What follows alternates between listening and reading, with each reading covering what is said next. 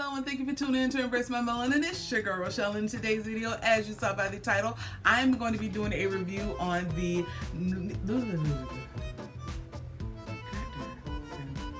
Hello and thank you for tuning in to Embrace My Melanin. It's your girl Roshell, and in today's video, as you saw by the title, I'm going to be giving you a review on the ABH Luminous Foundation, okay? And I'm also going to be letting you know how it compares to the NARS Radiant Foundation, okay? Now, as you can see, you've probably seen by a couple of videos, like, very similar in packaging, and a lot of other things differ outside of that, okay? So don't get stuck on packaging. I'm never stuck on packaging. If the packaging is nice or similar to something else, hey, it just is. But the formulas, that's what caught my eye more than anything. The formulas and the colors. So what I'm going to do real quick is I'm going to show you a clip on how I applied the ABH to my face, okay? And I'm going to let you guys see how that worked on this skin, okay? So if you're interested, please keep on watching.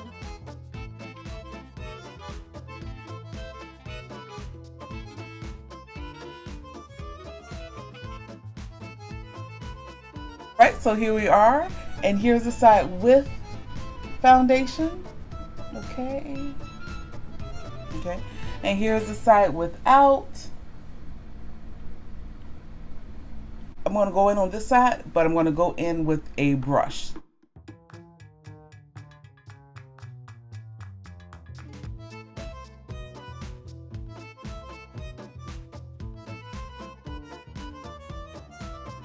Alrighty then, okay, so this is the side that I did with the sponge, and this is the side that I did with the brush, okay, my Morphe 444 M444 brush, okay.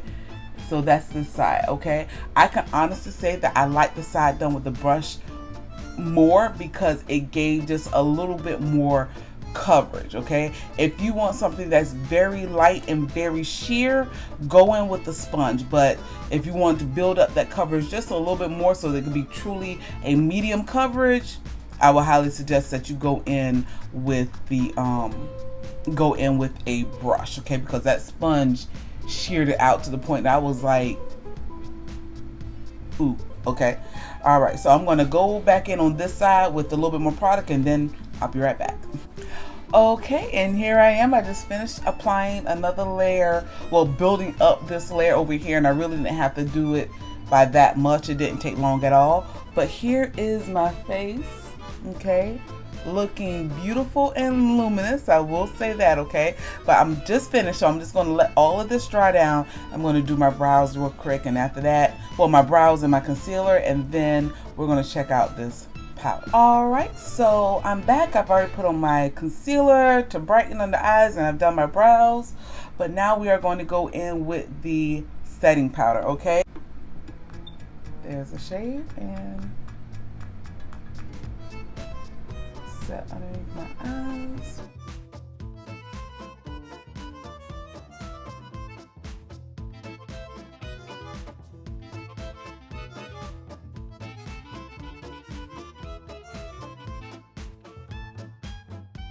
So I put the powder on just to set my areas. I'm glad I set those first because I'm not sure with this particular color. I'm not sure how I like it all over my face, but in my center, I do like the way it's just very smooth. It makes everything look really smooth and set, and it's a very soft, lightweight powder. It's absolutely beautiful, but it looks a little casty on my skin right now. So okay, I'm going to finish my face, okay, and I will be right there. Here's my face, and I will be back in just a second. Okay, all right, so as you saw inside that clip, I started out by using the sponge on my face, on one side of my face, and it just really sheared it out, okay? So if anything, I could tell you, you might not want to use a sponge to apply the top layer to get an even coat and an even coverage on it. I would myself say go in with a brush, a nice brush that you love, a kabuki brush, and then even it out on your face, because I just felt for me that the sponge really sheared it out. So you might want to start with the brush and maybe finish off with the sponge. Okay, now let's go into some stats really quick. Okay, I got the foundation and I picked mine up. I don't know if I said so in the previous video. Okay, I picked mine up in the shade 520W, and that is described as a deep tone with red olive undertones. Okay, so the one great thing about this foundation that I would have to say that is different from the NARS foundation is that this foundation comes available in 50 shades, whereas NARS comes available only in 36 shades.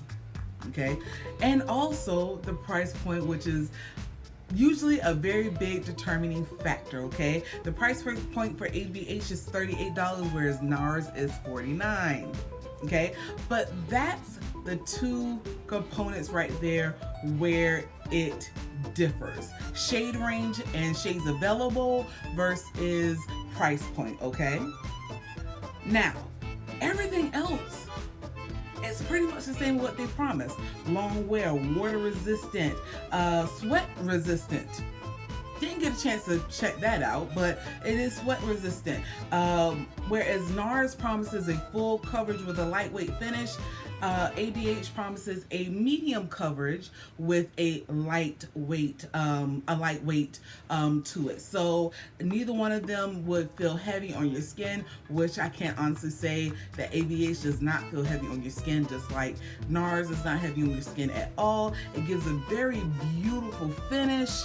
I did love that, and you know, it's suitable for all skin types, including sensitive skin types. Okay, so that is some of the things where they compare. They promise a lot of the same things about it, and this is truly my opinion. Okay,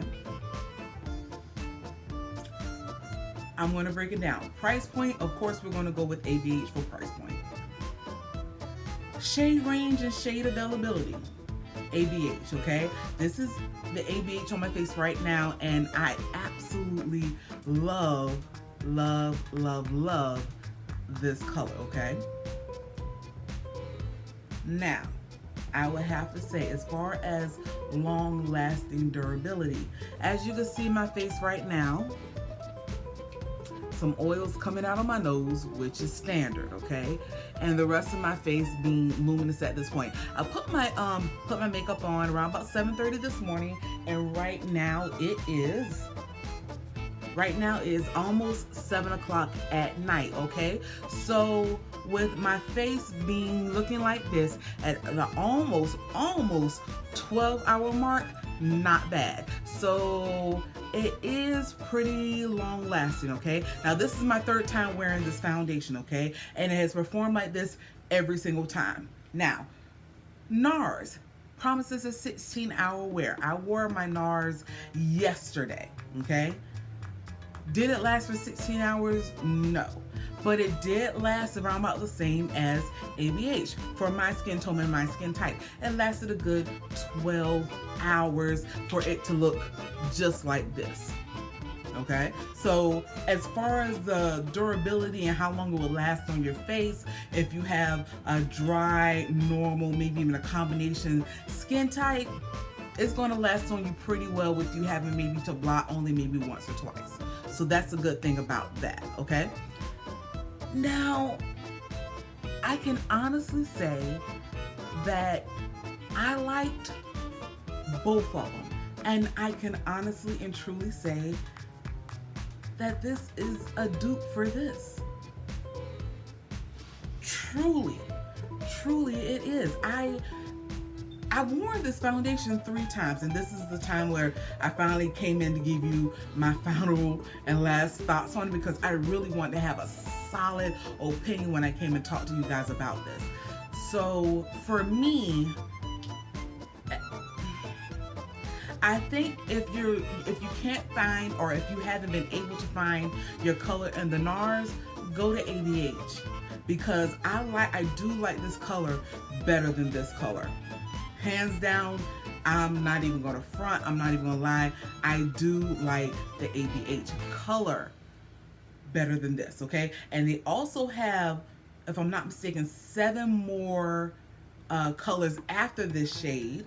7 more colors after this shade that's available if you're a little bit darker than me, if you feel like this is too light for your skin tone, if you're looking for me to be a more of a shade type, okay? So this is just a little bit darker, okay?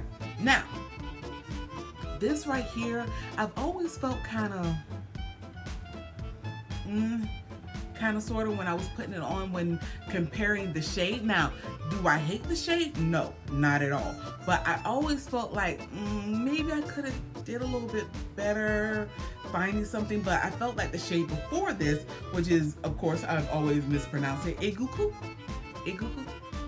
I'm gonna put it on screen. I've always felt like the shade before this one was just a little bit too light, whereas the shade after this was just a little bit too dark. So as far as the shade range, I'll most definitely go to ABH if you have not been able to find it in the NARS, okay? So that's hands down. The price point, hey, we ain't gonna beat $38, okay? You're just, come on, 49 to 38, you're saving 11 bucks.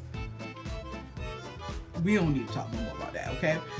But overall, you can't go wrong with either foundation, truthfully. It's crazy that both of them are so freaking good. So freaking good. I mean, just absolutely just freaking beautiful. Like I was really shocked when I was comparing the two and getting a refresher after putting on this one and getting a refresher to see how they really compared, and it was like, wow, they are pretty much the same freaking foundation, okay? I have not seen any difference. I haven't, and I like that. I really and truly do like that. So you can't go wrong. If you have this one, don't waste your time going to go pick this one up. Not unless you just love this one and you absolutely just adore it and you need another one and you want to just try this one. But if you already have this one and you're not finished with the bottle, you don't need to try this one. You really and truly don't. They're the exact same foundation, in my humble opinion. Now, if you have tried this and you feel like this is ass, this is just trash, please let me know down in the comments what was the difference for you, because I truly didn't see a difference. I really and truly didn't. Both of them were very beautiful and finished, a radiant, luminous finish. Both of them lasted around about the same time before I started getting oily in my T-zone. They're just the same freaking foundation. Okay, so let's talk about this powder, okay? Now, I picked mine up in the shade Deep Peach, okay? Now, when I went inside the store to see which powder color might be better for me, they did not have this available. They only had the one before it, the deep orange or light orange or something, whatever it's called. They had that one inside the store, but I just decided to get this one right here. I'm not sure if you guys were able to see the color when when I did it earlier. I'm not sure if you guys were able to see the color. If you do not like the banana powder, you'll like this, okay? It's not as yellow and as stark as the banana powder, okay? It actually has a very nice golden deep peach tone. That's the best way to describe it. I think it did well on my face. It is a very nice and finely milled powder, okay? It didn't give me a very... The first time when I put on this powder, I used a little brush, okay, to set it underneath my eyes and my nose and everything. Don't use a brush, in my humble opinion, okay? If you want your makeup to last and to hold the oils at bay, if you have combination skin or if you have oily skin, I would not suggest using a brush. Of course, use your sponge and pat it down and pack it down into your skin, okay? That's what I would suggest, and that's what I did this morning. My first 2 days wearing this foundation and this powder, I used the brush and it did not do well. It didn't even look well to me, okay? Because I just brushed it on and to me, for a second, it looked a little casty, okay? But today, when I used my sponge and I actually packed it down and pressed it down into my skin, it looked beautiful, absolutely gorgeous when I pressed it down with the sponge, and I love that look. So if I had to say anything about that, use it with a sponge and not necessarily with, you know, your little brush, okay?